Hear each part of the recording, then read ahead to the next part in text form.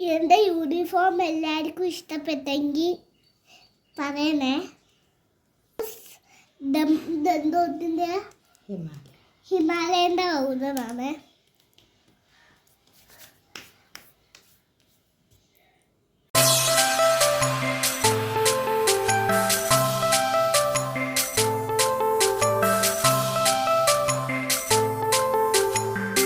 Hello, എല്ലാവർക്കും ഞങ്ങളുടെ പുതിയൊരു വീഡിയോയിലേക്ക് സ്വാഗതം. അപ്പോൾ ഇന്നത്തെ വീഡിയോ എന്ന് പറയുന്നത് പൊന്നൂസ് ഇന്ന് ആദ്യമായിട്ട് സ്കൂളിൽ പോകുന്ന ദിവസമാണ്.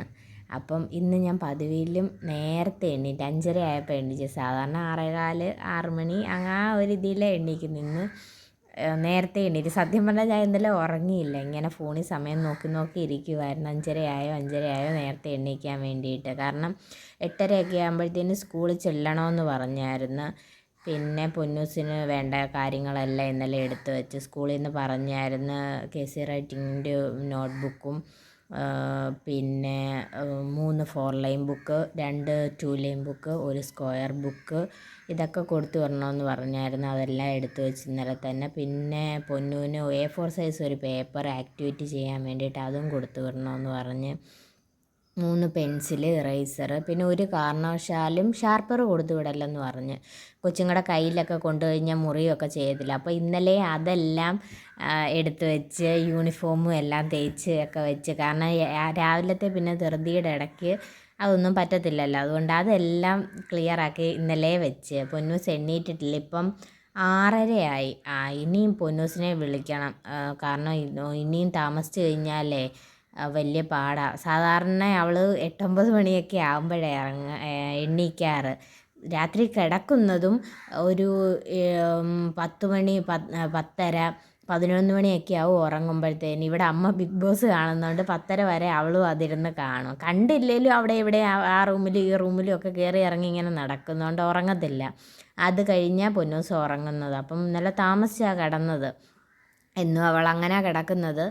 പിന്നെ അതുകൊണ്ട് എണ്ണീറ്റിട്ടില്ല ഇതുവരെ. 6:30 ആയിട്ട്. ഇനി എണ്ണീക്കും എന്തുവാണെന്നൊന്നും അറിയത്തില്ല. പിന്നെ എണ്ണീപ്പിച്ചിട്ട് 8 മണിക്ക് മുമ്പായിട്ട് എല്ലാം ഫുഡും എല്ലാം കൊടുത്ത് ടോയ്ലറ്റിലും ഒക്കെ പോയിട്ട് വേണം ഞങ്ങൾക്ക് സ്കൂളിലേക്ക് പോകാൻ. 8:30 ആകുമ്പോഴത്തേനും അവിടെ ചെല്ലണം. 8 മണിയാകുമ്പോൾ ഓട്ടോ വരാമെന്ന് പറഞ്ഞിട്ടുണ്ട്.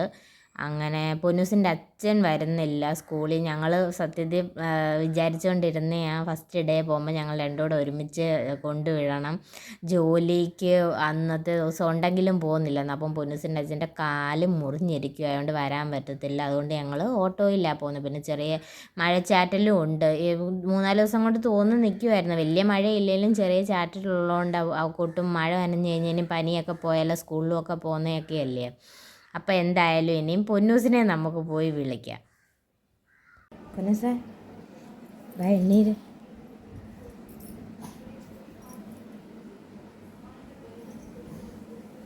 ബാ മോനെ, സമയമായി, എണ്ണീര്.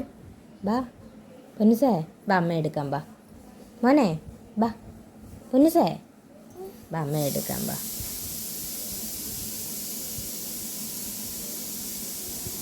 എന്നിട്ട് വാ, സ്കൂളിൽ പോകണ്ടേ. 8 മണിയാകുമ്പോഴത്തേനും ഇവിടുന്ന് ഇറങ്ങണം.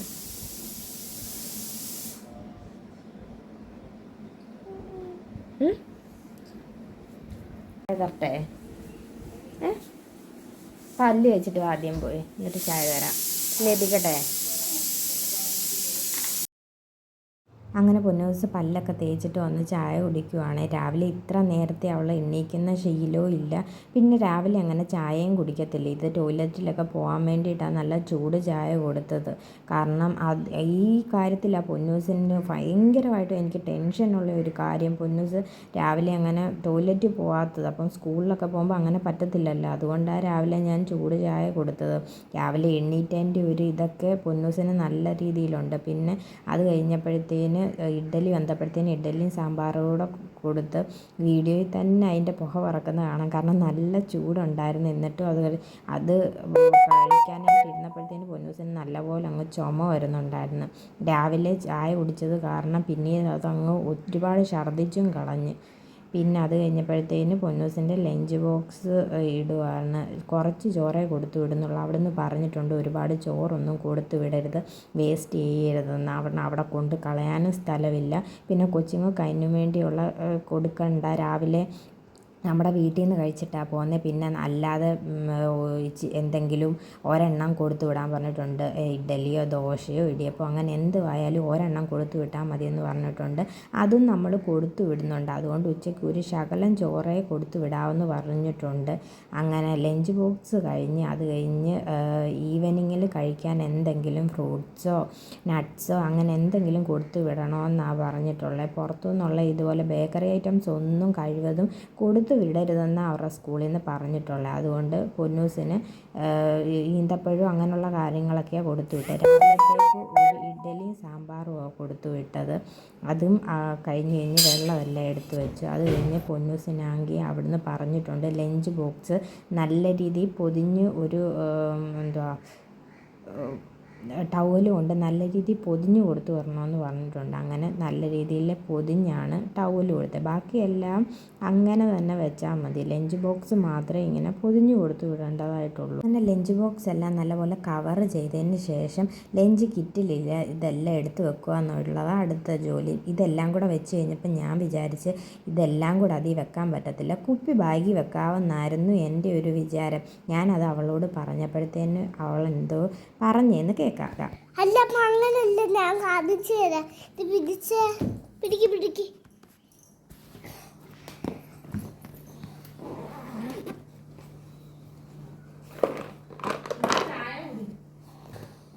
എന്തോടുക്കും അവിടെ കുപ്പി വെക്കാൻ പറ്റുമോ?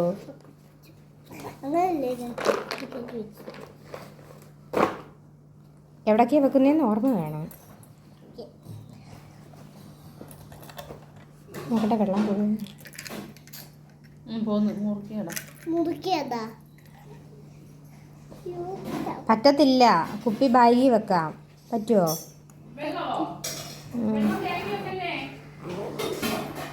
ഇത്രേ ഉള്ളൂ. കുളിച്ച് സുന്ദരിയായിട്ടുണ്ട്. ഇനി നമുക്ക് യൂണിഫോമൊക്കെ ഇടാം. യൂണിഫോം ഇടാം. അടുത്ത ജോലി എന്ന് പറയുന്നത് പൊന്നൂസിനെ ഒരുക്കുക എന്നുള്ള.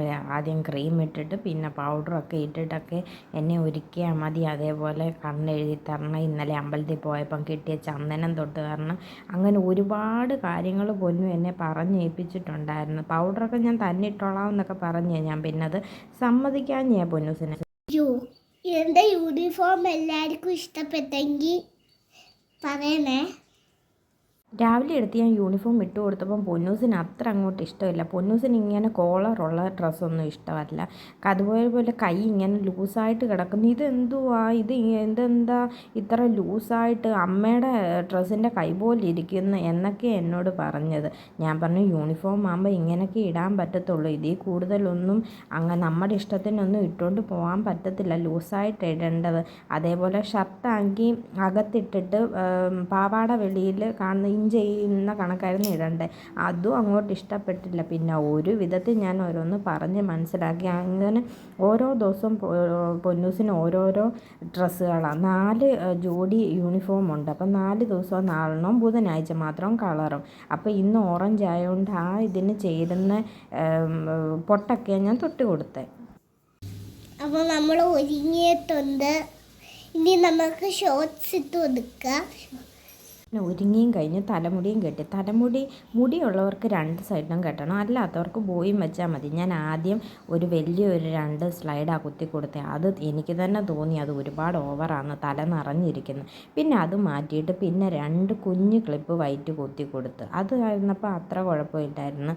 പൊന്നിന് നല്ലപോലെ ചേരുന്നുണ്ടായിരുന്നു.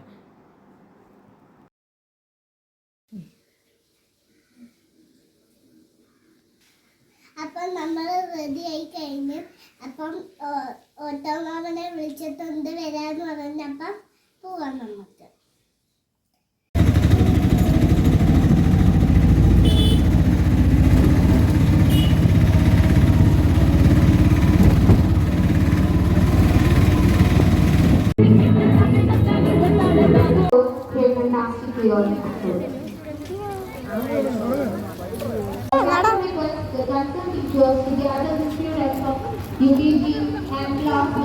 നടക്കുമോനെ?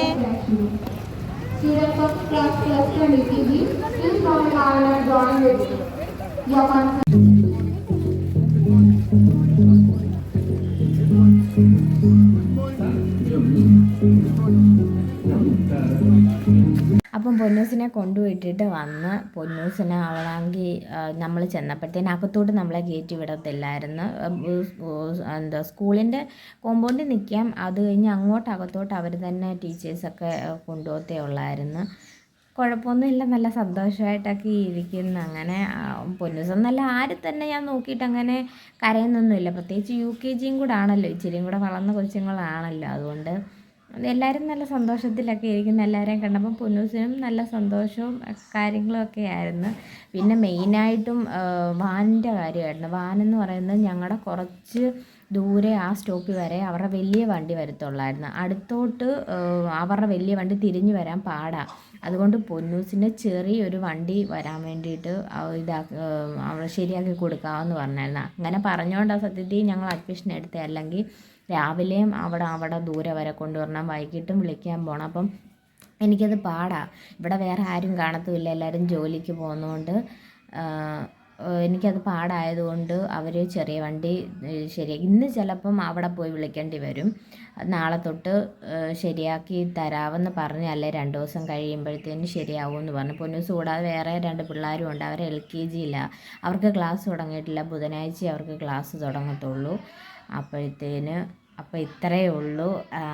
എല്ലാവർക്കും ഈ വീഡിയോ ഇഷ്ടപ്പെട്ടെങ്കിൽ ലൈക്ക് ചെയ്യുക, ഷെയർ ചെയ്യുക, സബ്സ്ക്രൈബ് ചെയ്യുക. അപ്പം ടാറ്റ, ബൈ ബൈ, സീ യു.